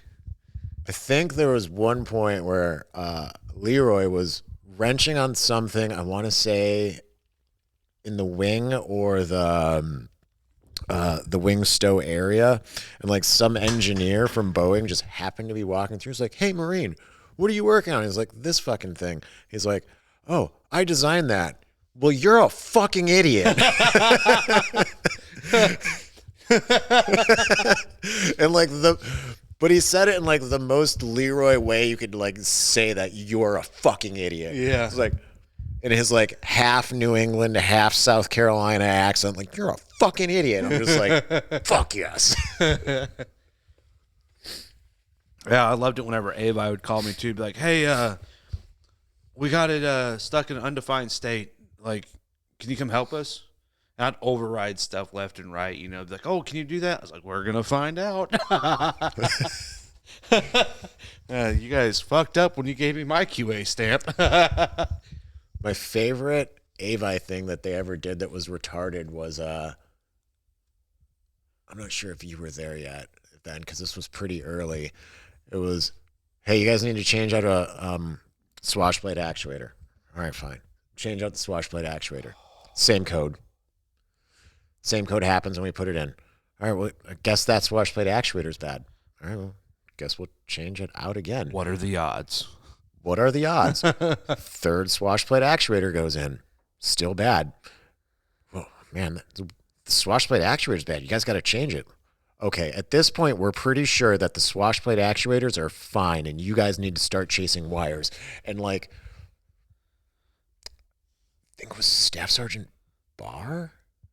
Who was the one that went? Gunny Burr was in our airframer. Was he a gunny? The one that went to the drill field in San Diego? I'm pretty sure he's a gunny. Yeah. Okay, well, anyways, him and one of the Avi staff sergeants, like, were having it out in maintenance control. Yeah. About, like, if it's a wire that they need to troubleshoot or if it's a swash plate actuator. And I'm pretty sure that Burr was ready to fucking kill him. I mean, it gets that way, though. Like, there's one time we had the troubleshooting says it's this. Well, you need to do an actual job. We had a rotor positioning unit giving us problem after problem. And it was like indexing, and then when it went to lock, it wouldn't lock, and then I forget what it was, but they're like, oh, well, Avi metered all the pins on it. It's good. We did a tar, or whatever those were at the time. Freaking, yeah, tar. Was it a tar? I can't remember the name of it. It sounds right. Maybe. Something action report. guitar. I can't remember, but it's basically going. You request, assistance from the tech service guys, and technical assistance request something like that. Yeah, that sounds right. And they came back like, oh well, switch it out with a known good one, and then go from there. I was like, well, that's fine. We had them switching it out. Well, I started checking out the historicals, and I noticed that one of the weight on wheel switches had been changed out like 3 weeks before all this. And part of the process it goes through is checking, the weight on wheel switch, because when it's weight off wheels, it disengages it. So if you have a dysfunctional weight on wheel switch, it's, going to mess up that process. And I was like, huh. So I went and talked to him. I said, there's a particular sergeant in there. I was like, hey, how about you guys go check that switch? He goes, hey, how about you go fuck off? So we had it out for a while. I was like, what's the hurt in this, man? I was like, you guys could switch out the switch. He's like, yeah, we got to jack and cycle it and all that stuff. It's like, we've already changed this out, and it doesn't work still. We're sitting here waiting, playing grab-ass bullshit. It's like, let's go check this out. Well, finally, like a week later, they go and decide to check the switches. And they found out it was a bad weight on wheel switch. And after all that, I just kind of look up, was like, well, holy shit. And it went so perfect because weight on wheel acronym is, wow. And that's all I said. Wow. Who would have thought that? And looked right at him, was like, wow, it's a weight on wheel switch. So yeah, it's frustrating in that, but you can't be. It was a new platform. You can't stay mad at long for people like that, because you miss one or two things, and before you know it, you got an aircraft taking off on itself. Mistakes were made. Mistakes have been made. And then when that happens and you piss off somebody in there, they tell you got to go work all day, then you're on guard duty at night to make sure you protect it from the paparazzi that's sure they're going to go out there and take pictures and ruin the program and not talk to reporters about it and all this whole nine. And we're going to park a bunch of aircraft around it in a circle to protect it from being seen from any prying eyes or malicious reporters going out there. That was hilarious. I was on vacation when that happened. The day it happened, I was actually I was at the dentist or something like that. And I come back and everybody's, aircraft took off on itself and it crash landed, it broke the wing off. I go out there and I was like, wow, that's impressive. Dude, I remember I was on leave because it was like a random whatever. And I was on leave. It was like, come back and I was just like, why was everyone so glum? You look like a fucking aircraft crashed or something. They're like, it did. I'm like, what? Nobody died though. I know. Yeah, that was a good thing. Aircraft can be replaced, but I could say that was probably a Class A mishap. Yeah. I think it crossed that $1 million threshold. Easy to do on that aircraft when you're paying $400,000 for a windshield or something stupid. How much was a swash plate actuator in cost?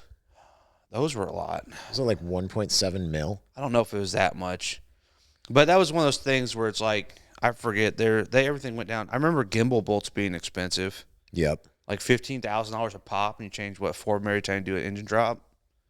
One time use, they drop down. Yeah, I mean that's what they do is they try to recoup their costs for everything beforehand. So anything, during the development process, they don't come up with a loss. So it gets increasingly cheaper as it goes on when they go full production and have a supply system and things get used. And then you'll have things getting rebuilt like the swash plate actuators.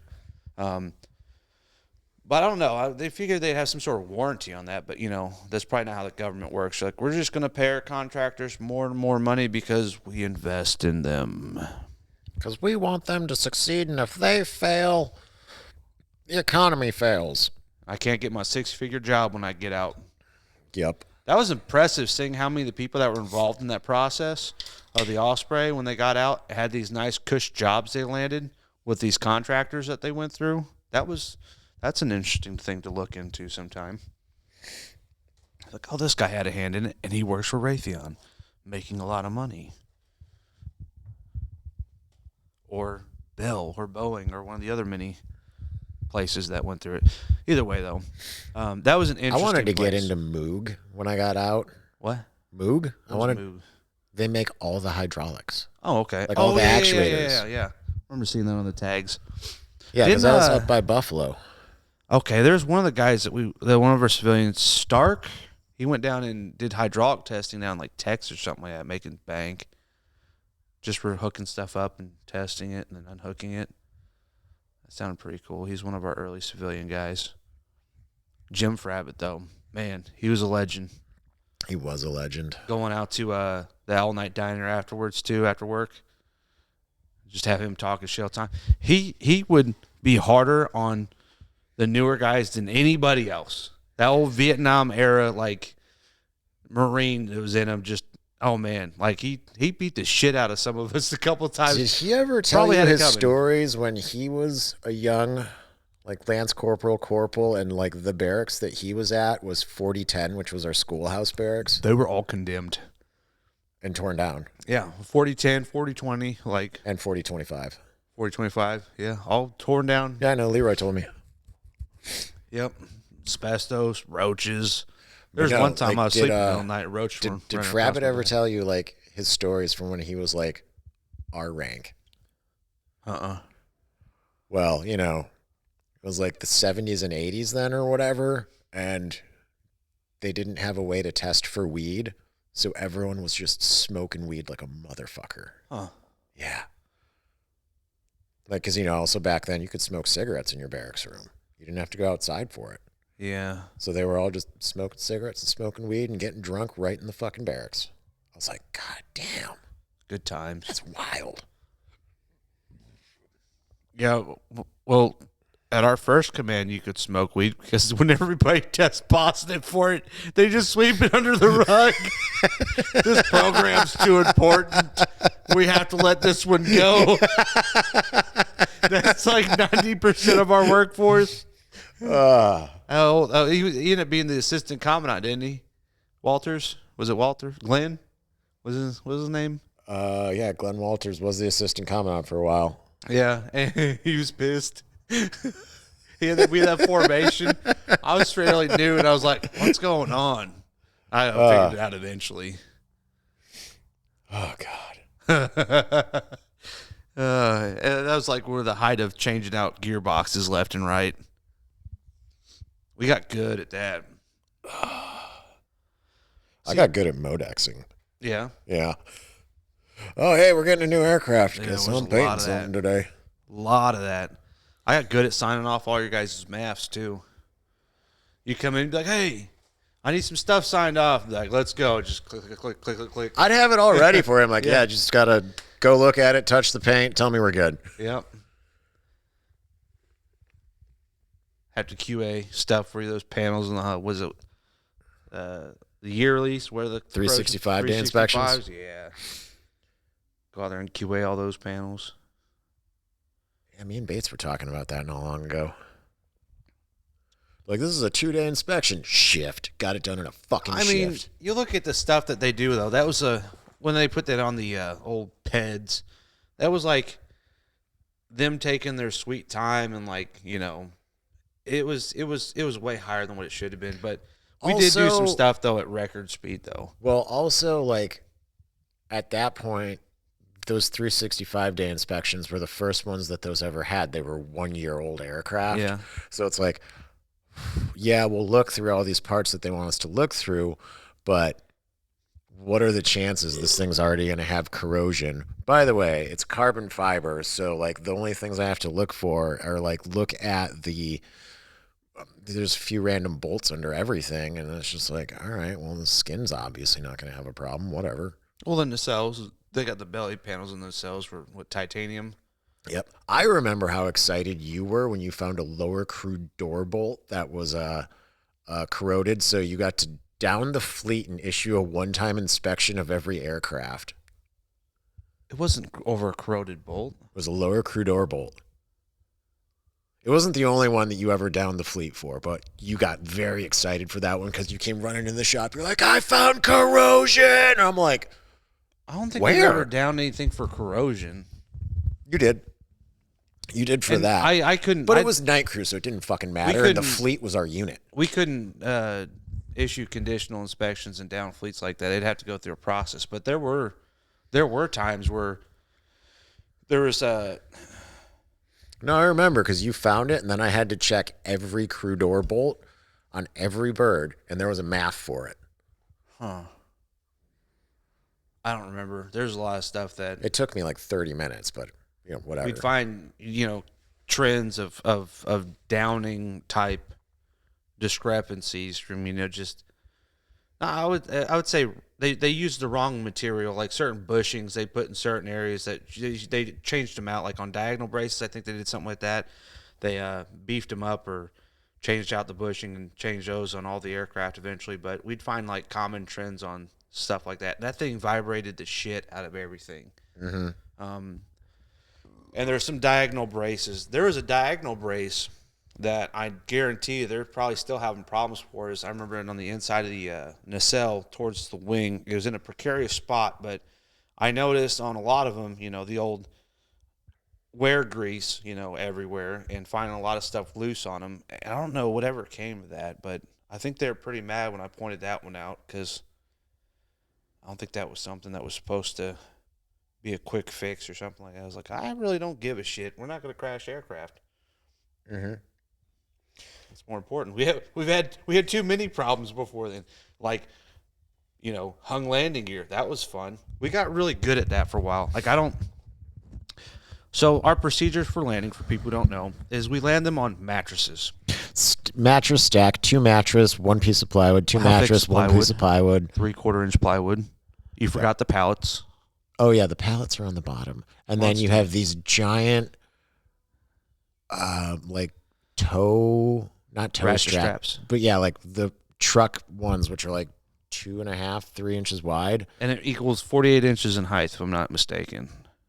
Yeah, well, you have to crank them down to that. Yeah, because like it's like taller than you when you start, and then you like crank it down to like 4 foot. What E-rack was that? Name the E-rack. Oh fuck, I have no idea. You're gonna have to tell me. I don't remember. It's on the tip of my brain. I can't think of it. Irrelevant, though. It's just a number. Pretty much. I have all that memorized. 91 foot-pounds, though. And then, so you have just like stacks of those just ready to go in case of anything that requires a landing. And, in the event that there's a hung landing gear, which is one of the main things we dealt with, you go stack them out in a certain way out on the runway for them to go set it down on. Yep. Yeah. 91 to 108 foot-pounds, I believe, was the swash plate actuator end bolt torque. Why do you remember that? I don't know. Because we changed out a lot of swash plate actuators. The only thing I remember is Navair 01 TAC 1 Alpha TAC 509. I changed out a swash plate actuator in every configuration, and even the configurations you're not supposed to be able to change them out in. That's fucking impressive. We did it anyways. Yeah. So are you talking about interior airplane mode? I don't want to talk about it, Steve. No, I want to hear about it now. How did you get your hand in there? The swash plate actuator is longer than your arm. We had almost every single configuration. We pulled them out somehow. I forget reason why, but there's maybe like certain FOMs or something like that. We'd figure out ways around it, which wasn't necessarily textbook. Oh, you know what I think would be the worst way to do it? Blade fold wing stow interior swash plate actuator. I think we did that one. I think it's possible. It's possible, but it would suck. Well, it wasn't. The head was already removed. It was for a. Did we have to pull those for the gearbox R&R? I think we just had to pull that top one. I think you're right. Yeah, just the top. Yeah, I think it says to move all of them, but for some reason I feel like me and Gunny Garcia pulled one out in some weird state down in Florida. We're just like, can we do it this way? It's like one way to find out. That was when we had that record gearbox R&R where we did it in like 2 days. Nice. Like from start to ground turn, 2 days. They were threatening to take our 96. We're like, hell no. We're getting this bird back. We're getting our 4-day weekend, you bitches. But, yeah. What were we talking about before? We got on loop. Spaghetti? No. Landing aircraft on mattresses. Yes. So, that was always something fun that, I ended up getting put in some sort of capacity of that for the, was it emergency reclamation team? Yep, that's the name of it. like I was a assistant leader for it or something like that. Hawes was in charge of it, and I was in charge of it at one point in time. Then you were in charge of it, and I got in charge of it somehow. Yeah, like it was a fucking we didn't start the fire ring around the rosy of who was in charge of it. yeah, Rizzo was it for a while. Yeah, I remember when Rizzo was. I was always on the team because and, Rizzo always taught me everything about it and told me what to do in the event of something happening. and then we didn't do any of that. Yeah, and then one never happened while I was in charge. There's a couple different ones. One of them was we used to have this old technique, the old school way of doing it, where we'd have a lot of hung landing gear for the nose landing gear, and we had a big hooligan tool and a sledgehammer. And I did a couple of these with, I think, Dustin Foshing and Kevin Henry. And like the first time I did it, and maybe Adam Wolf was out there on one of them. Fuck yeah. But I think I was with Adam and Dustin, and they have us go out there, and I was helped carry the tools out there, and then Dustin goes up there, and it's like hovering or something like that. Maybe it's him and Kevin. I can't remember who exactly. I'm almost positive Dustin was there.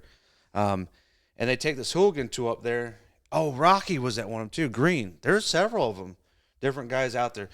But the one I would remember was Dustin goes up there, cracks that thing open with this hooligan tool, and then it pops the door down, and then kicks half the door off, and then I think maybe Kevin Henry goes and picks that up off the ground while it's like the aircraft's still like hovering, and it kicks up and just loads his hand up with like carbon fiber splinters. Ooh. Like, yeah, that sucked. It was bleeding everywhere. He's cussing about that. But, they landed, the aircraft, the people were safe, minus that.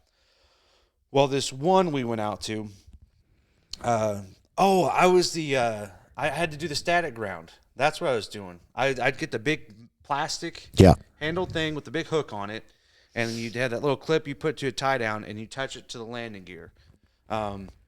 That's my job. I was out there doing that. So the last one we did, I think old Bones, Jeff Barton was out there, Micah Hauk. I was with this guy from Avine, last name McDonald, I think. It's a light-skinned black dude. I think, yeah. We call him Mac. Yeah, I remember. I remember him being Mac. What was his first name? Can't remember. And there's a couple other guys. The only other guys from Ava I remember are Turner and King. Yeah.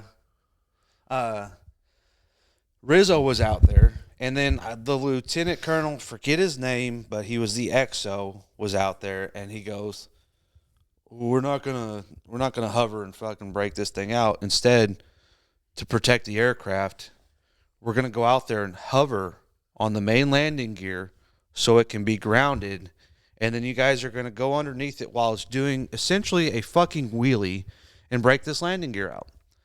So I'm like, didn't get this message. I go out there, I'm on the side of this aircraft with McDonald's, and we've got this grounding strap thing. Like, I don't know how, I guess we're just going to stomp this one end into the ground, and then I'm going to touch it to the aircraft with this other end. It's like, I wish I had a landing gear pin or something to put in the ground, or, we're standing out there, it's grass, and then they go to land. They're like, what the heck? And then they're just sitting there hovering and then going down their back wheels, and when they get them on the ground, these three guys go up underneath it, right? Well, the way the aircraft works, since we fly on shipboard operations, remember those little wow switches? Yep. When they depress, it tells the aircraft to level off if you're going to try to land, so you're not bouncing around on a ship, right? So when they get to a certain point of being depressed down, it wants it to level out and land. Well, these three guys were underneath it, getting ready to break this gear out. And then all of a sudden, this nose dips down like fast, and I'm looking at these guys. Two of them kind of jumped out the other way. The other one, I think it was Micah, like gets squished, like not the point to where it's crushing him, but it makes him a lot smaller than what he was. Like he couldn't get out the way. Then all of a sudden, the pilots like just hit it. Like you can see the blades, like the wisp of air coming off them because they're cutting through the air fast. They hit that throttle and went up quick. And the aircraft goes and takes off, like the fastest I've ever seen one lift up off in the air. And then all of a sudden it kind of like drops, and then they bank down. They're coming towards us. So me and McDonald are like, oh shit, we take off running. And this thing's coming down quick, and then it hits hard on its right landing gear and scrapes across and leaves about like a 1.5 foot gouge in the ground. And this thing looks like it's getting ready to like flip over. And him and I are like running away from it, and we kind of like jump out of the way, and you just feel this hot air just like burn the back of our legs. And then the aircraft takes off again and flies off. And then, like, they go and taxi over the runway. Well, this, our XO at the time was like, oh, we're not going to do that. It's a bad idea. It's like, oh, really? And we're all just like, what the fuck just happened, Who came up with this shit? So we go to climb through this ditch, going across back the flight line. The XO jumps down into it and goes, like, knees deep in muck and just is covered in, like, mud all the way up to his knees.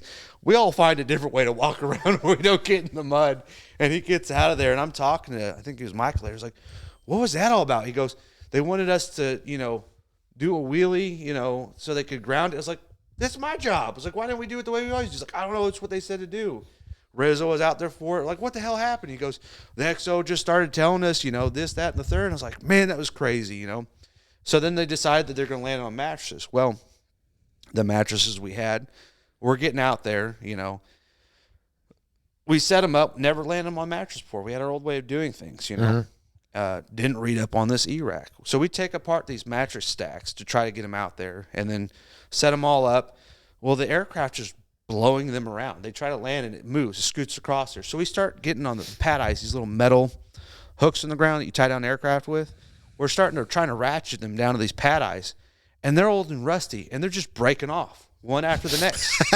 It's like, what the fuck, It's like, how are we going to do this? Why can't we do it the old way? But we're military. We have to follow lead. Technically, though, at that point in time, that lieutenant colonel out there, the leader, this is how I know from being in charge of it, the leader of the emergency reclamation team needs to effectively tell them to fuck off and stay out of it. Billet precedes rank.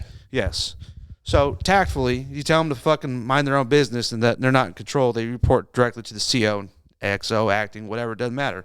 And even still, the CO needs to be respectful of the way things are ran, because, leave the experts up to what they do. Mm-hmm. We break doors off. We've done this, not per procedure, but a lot better.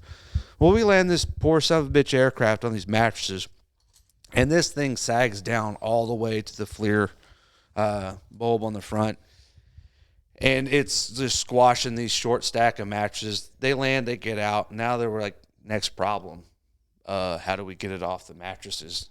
So they're like, we got all these captains and warrant officers and, higher enlisted staff, like, oh, we can go get a big blow up thing from Crash Fire Rescue that they used to flip semis over. They're coming with all this other bullshit. There's a couple of us out there on the flight line. Like, I talked to one of the captains that was out there. He was I think he was a old Mustang. I forget his name, but he went enlisted, was a staff NCO, warrant officer to a captain. I said, hey, sir, with all due respect, you guys want this up off the ground? Well, that's what we're trying to do. Is like, you want to go inside for a minute? He goes, what are you guys going to do? It's like, we're going to jack it up off the ground. And he's like, well, how do you plan on doing that? It's like, sometimes you need to ask less questions, just expect results, sir. He's like, all right, let's go. He goes inside. We used a couple of 15-ton axle jacks that are like singly jacking the nose landing gear, like one axle at a time. We put them underneath the main mounts because they barely squeezed in there. We jacked the hell out of both of those, got them up, used some wing jacks. Then we precariously balanced one of the jacks. We used one of those jacks, took the other one out while it was on one. Okay. And then slid the main aircraft jack under that side, got that under there, jacked that one up. And then the other one, like, kind of did like a 3-point jack on it and then had the wing blades on there. Wasn't really like... It doesn't sound sketchy, actually. Any sort of procedure whatsoever, but like... There probably been some people who be like, oh, you can't jack on the wings that hard. It's like, well, they lift the whole fucking aircraft when they're flying, don't they? Yeah. I mean, granted, it's on a single point on the wing, but, we're using all of the collective effort of underrated when they equipment. Pull a prop rotor box or the engine, they put the wing on, or the jack wing on. Jack on the other side, yeah. Yeah, so, compensate. Yeah, so we used a totality of jacks to get, and it worked. We got it up there. They didn't ask any questions. They're like, cool. But the one that the wing broke, I got put on extra duty for that one. And they're like, oh, you got to protect us, make sure nobody takes pictures. Yeah. So I had a bunch of people like, hey, man, I'm going to come out there and take pictures. Like, perfect. I'm on my spot this time. So we got pictures of it. I still got them this day. I could have sold an exclusive to the news outlet. Like, how you go? Well, it's super top secret. We got a ring aircraft where you won't be able to get a picture otherwise. So, do you remember how many times they've ever told us, like, we can't mess up because we're in a fishbowl. Everyone's looking at us. Yeah. Well, that was I because swear I heard it once a week. That was because of I believe Dick Cheney. You know, there's a bunch of like other stuff that go on. There's a guy who wrote a book on the whole V-22. I remember he was on the Daily Show, and there was some of it. And then he friended me on Facebook. Political controversy on that one. Yeah. That was why they didn't want it to be successful. However, being a maintainer. Did you know Dick Cheney tried to kill the program twice? Yes. Once in the 90s and the other time when we were in it? Yep. Yeah, I was like, it's the only thing Dick Cheney couldn't kill, the Osprey. I like telling people that, and they're like, who's Dick Cheney? I'm like, God, I hate you. That's awesome. Yes. Didn't he shoot somebody in the face? Yes. That's why I like to say it's the only thing that Dick Cheney couldn't kill. Well, he couldn't kill his friend either, but... Well, I mean, you know... I respect the man. He shot somebody in the face. And then that guy apologized to Dick Cheney. Exactly. That's a special kind of gangster right there. I apologize for getting shot in the face by you. I'm sorry I was in the way of your barrel. Forget about you. I understand you're running a war here and you're trying to make Halliburton more money, and I'm really sorry I got in the way of your barrel, and now you're on the news for not having a heart and trying to kill me. Gangster. Fucking savages. He's still alive? I don't know. God damn. He's got to be like 150. COVID, man. He may have died from COVID. He's a fucking vampire in like a positive way. He's a positive vampire. I don't know about that. But yeah, that program was interesting to say the least. There's definitely something to say about having, a lot of vibration and composites that, hopefully they learned and fixed some of the things with that, because that was something I was noticing a lot of issues with. I believe what you're referring to is delamination. Not necessarily just delamination per se, but like just wallering out holes. Oh, yeah. Yeah.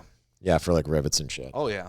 Or any spot was connected and had, yeah, rivets were a big one. Yep. Oversized, I guess. So yeah, there's some other interesting stories with all that. Oh, there was a time one caught on fire. That was when I was running the team. I get home from work. This was after, I think I got threatened to get NJP'd by the same guy 3 times. I was going to school. I was working night shift. I pretty much stayed on night shift because all the people that had rank and a quality assurance representative certification didn't want to work night shift. They had families and stuff, and they outranked me, so I got stuck where they needed me 100% of the time, which I was cool with that. And every time there was like a debt nobody going, I'd just say, just send me. I was cool with it, fly me out there. If something broke down somewhere, they could fly me there. I'd fix it. I had no problems with that. A lot of people didn't want to spend any extra time doing that. I just, quite frankly, didn't care, and the job needed to get done, so I did it. But all my school was for the daytime, and I was working evenings, and I was able to do both. Well, they needed me to go. That's when they had 3 shifts for a while. Once we stood down at the unit, and we had a lot of people. They put me on the graveyard shift, late night. I was like, that's cool. They approved me to go to school, though, so I need to leave a little bit early every day. Well, there's a particular person there that didn't like me, wanted me to stay and miss school. Only one? Well, during that shift, yeah. There's multiple. There's this one at this time, yes, only one. I'm pretty sure he's in prison now. I can't speak for certain on that, but okay. He would find jobs for me to do, right when it was time for me to leave, and be like, listen, man, you can send a CDI here. You got this guy here, who am I outranked? He's like, I told you to go do it. I was like, all right, cool. I'd delegate. I'd be like, hey, Corporal, go take care of that. And he was cool with it. He knew I had a place to be. He didn't make any deal with it, but this is one of his boys from his last unit that stood down, and he didn't want him to have to go. I was like, that's fine, whatever. So I gave you a heads up. So I'd stay late most time anyways and do whatever bull crap he wanted to. One day I had a test. I was like, I can't be late. I don't get any extra time. I got to leave early. So this jackass sends me anyways. So I was like, I'm leaving, Well, he comes out, starts hooping and hollering, talking about I didn't rate to wear the rank on my chest, and slaps my patch off. I'm getting ready to fight this dude. And a good buddy of ours, who was a staff sergeant running the shop at the time because our gunny was gone on training or whatever, like pretty much grabs me and pushes me through this door to this next shop where the civilians were, and like tells me to go get dressed and get the fuck out of there, because I was pretty heated and ready to go. Like I was at that point done. Like, Right. yeah, you bitch, slap my patch off my chest. Let's go. It's like, you can have this rank, but I'm gonna hurt you. I'm gonna earn my demotion, bitch. I was hot, and our buddy, pushes me through the door.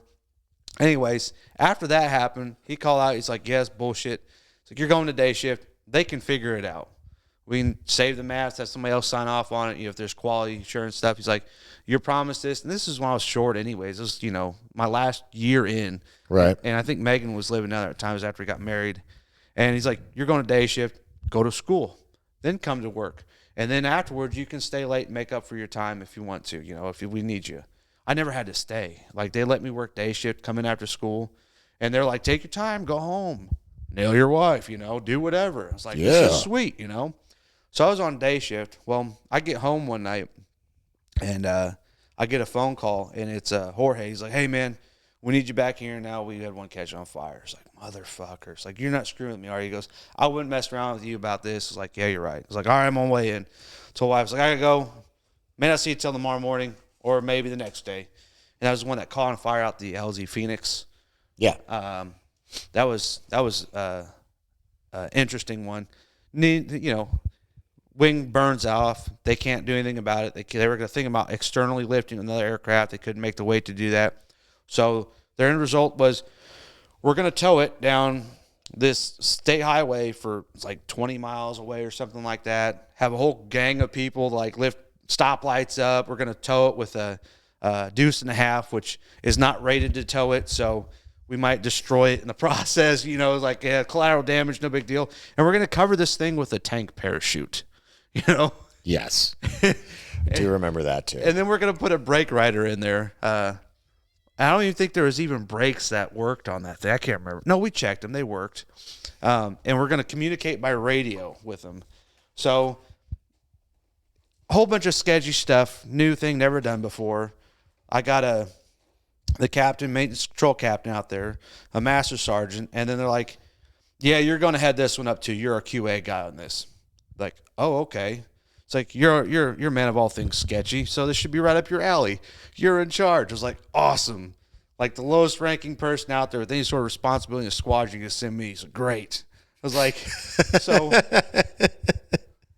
I go out there, and it's all fine. It goes off without a hitch, but we get up to this intersection right for the interstate, and there's a gas station there. And a couple old timers out there drinking coffee, and they're just kind of like, "Oh, look at this spectacle." It's like a parade for them with a bunch of stuff going by. They're just like, "Whoa, what's going on?" Well, the captain in the front rolls down the window, and he goes, "It's a boat. Now mind your own business." That was funny. That was a good one. That was a real good one. Yeah, a lot of those, man, a lot of experiences in a short amount of time.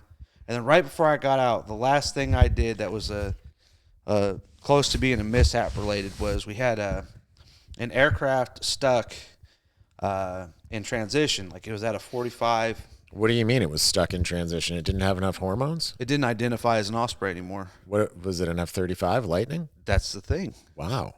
That's the thing. It was stuck. No, it was like the nacelles were like at a 45-degree angle or something like that, or maybe it was a little less than that. Like, we were worried about blade clearance when it landed. It was like that. We're like, well, we ran through some scenarios. It's like, well, you want to try to run them down and then go all the way back up, see if that works. Like, yeah, I don't think we're gonna do that. We're gonna just go ahead and try to land like this at a higher rate of speed. We're going to Cherry Point. So we load everything up and we fly, like, all the way up to Cherry Point. We're on the phones talking back to maintenance control. Finally, we get hey, everything's good, everything's safe, no problems. Like, all right, we're worst case scenario expecting like we might have to, go out there and secure what we can for an investigation or whatever. Or, we're stuck with having to figure out what's wrong with it. So they successfully landed, did a download. We did some troubleshooting, came back. We're like, all right, we got to change our swash or conversion actuator. And like it's at Cherry Point. So we go all the way up there and we're working, a couple days up there. I can't remember if that was the one we're actually sleeping on the aircraft. There's one of them we're just sleeping out there in between taking turns working on a job. But we got it all swapped out and fixed, and I was QA for that one. And that was great. I was in I can't remember if I was in my flight suit or coveralls, but I went up there to PX because we didn't have any water. Like, we ran out of water up there. Went up to PX and bought some water, and there's some gunnery sergeant in there. Right. He comes in, he's like, "You ain't supposed to be wearing that. What unit you in?" I was like, "My patch." Like, "Where are you from?" I was like, "New River." He goes, "Get out of my PX." I was like, "I got to get water first." He's like, "You're not hearing me. Get out of my PX." I was like, "With all due respect, gunnery sergeant, my guys are going to drink. Do what you got to do." I was like, I don't care. Like, I got like 2 weeks before I EAS. Most people have turned in their stamp at that point in time. I'm out there changing the conversion actuator. So I've like very little give a fucks. And at this point in time, I'm seasoned with telling, staff, non-commissioned officers, no. Like, I'm not usually as big of disrespect as I was in that situation, but, it's kind of like, I ain't got time for you, dude. Well, he's mad about it. He called, and then I got a talking to from somebody there at the command. I was like, I sorry, but I don't care. It's like, you can get mad at me for buying water for my Marines, yell away. It's like, have at it. You're like the guy who used to get mad at me for going getting breakfast because he couldn't figure out when to schedule PT and made him late for work every day, and then told us he's going to come run us by the numbers at the barracks. Yeah, that was annoying. I was like, I'll butt heads with anybody. Look out for my guys. Still will, always will. But I go out there, and then, the captain, the mass sergeant. Speaking of looking out for your guys, you're the motherfucker that wrote me up for a NAM, aren't you? I don't think so. I thought you said you were the one that wrote it up, or somebody. Who wrote up my NAM? I've written up people for other things before, but they usually get bumped down to like a certificate of accommodation or something like that. Who wrote my NAM then? Because I thought that it was you this whole time. I don't remember. I can't take credit for something I don't know. I don't think I did. Maybe. I'm going to be asking some questions. Some people. What was it for? Basically doing my job in hazmat. Running the shop as a corporal. I thought Hawes wrote you. Was it Hawes? I think Hawes wrote one for you. I'll ask. Because I got it my last day. And I'm just like, well, this is awesome, but a kick in the teeth. I don't remember. I think Hawes maybe. I wrote awards for some people. Most of the time they wouldn't do anything with them. Or like kick it down to a CertCom, or either way though. Yeah, that's something that goes very seldom is recognition. But you don't do the job for recognition. Like, anything I got, I didn't really care. It's like, yeah, this would be great if I was trying to promote, but I'm getting out, so yeah, fuck off. Pretty much. It's like, this does kind of look nice, though, if I do go get an NJP for like telling somebody off. But we were out there on that flight line, changing that conversion actuator, and this master sergeant and captain comes out. And they're getting on our ass about getting it done. I went down there. I was like, 2 weeks left. Were they going to be petty enough and legal hold me? I just looked and I was like, listen. I was like, leave us alone. You shouldn't be out here bothering people while they're trying to do a job safely. That should be the main concern. It's like, I get it. We got a flight window we got to make before they close. We're busting ass. It's like, there's nothing new. We've always busted our ass. And nothing more, nothing less. It's like, that's our most operator. This is what we do every day. It's like, yep, we're going to handle it. We're going to do it as fast as we possibly can. We're not here to like lollygagging, with our dicks in our hands, And the guy got kind of curt with them. And then one of them, the master sergeant, starts getting all mad at me for something. I was like, listen, man. It's like, he said something about, something about getting promoted at some point in time because, my attitudes can get me in trouble. I was like, I got 2 weeks left. You do what you got to do. Like, wait, what? It's like, I get out in 2 weeks. They were confused, They're like, wait, you're getting out? Well, why are you getting out? And I listed it to them. I was like, I didn't sign up. I was like, listen, man, when I joined the Marine Corps, my MOS was 9999. That's open contract. I was like, I didn't pick an aviation job, but I got it. I didn't pick this stuff. I was like, I went in open contract, tried to get an infantry spot. I wanted to deploy. I wanted to do things, and I got stuck here. How did you have a 5-year open? It was an option that they signed. So I went open contract with an aviation option. Oh. So it went like Because I know Farva had a open, he got a 4-year, but it was a 4. Yeah, he got a 4-year. I signed something where it said like an aviation option, which means if that was it, they would put me in it. And I guess my ASVAB score, they had that. Same Your turn, GT though. was too high. I got a sweet deal from MEPS. Another good story. Anyways, they're afterwards they're all apologetic to an extent. They're like, well, why do you want to get out? It's like, you can go in the next squadron and stand up. I was like, all right, try that. They wouldn't let me go because I didn't tell them I was going to re-enlist and lie to them like a lot of people did. They're like, Yep. oh, yeah, I'll re-enlist. And then they get out. I was like, I'm not re-enlisting. It's like, there's enough time to send me, though, but they didn't. I was like, which is fine, for the great of the Corps. So I had to stay back and train people and deal with people who are disgruntled about coming from 46s and met a lot of great people. So it was worth it. But I ended up getting at MEPS. Believe it or not, my recruiters love them to death. Most people talk shit about theirs and hate them.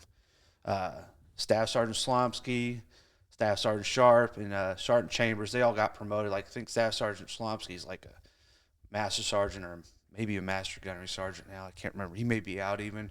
But dude, that was 20 years ago. He's probably out. I think he got out. He's a Pollock from Chicago. He was my recruiter, and he was an awesome guy. Taught me that I was a young punk. I was not as slick as I thought I was, and I was a shithead, and he was right.